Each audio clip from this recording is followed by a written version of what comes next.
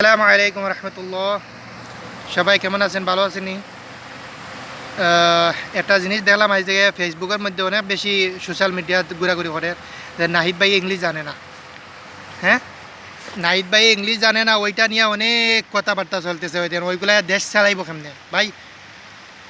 দেশ চালানোর জন্য কি ইংলিশ জানতেই হইব মাসবি? ওইটা কি ওইটা কি বাধ্যতামূলক নাকি এই ইংলিশ জানতে হবে? ইংলিশ না জানলে কি দেশ চালাই যায় না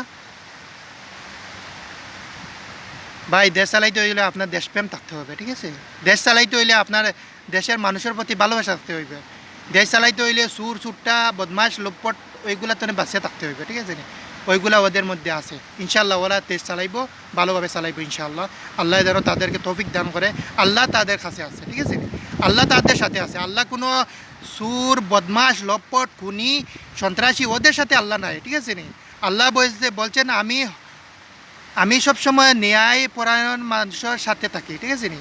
আল্লাহ সবসময় সত্যিবাদের সাথে থাকে। ইংলিশ জানলে আর না জানলে কোনো যায় আসে না। আল্লাহ যদি সহায় থাকে ইনশাআল্লাহ সবগুলা সম্ভব হবে। তাওয়াক্কাল তো আল্লাহ।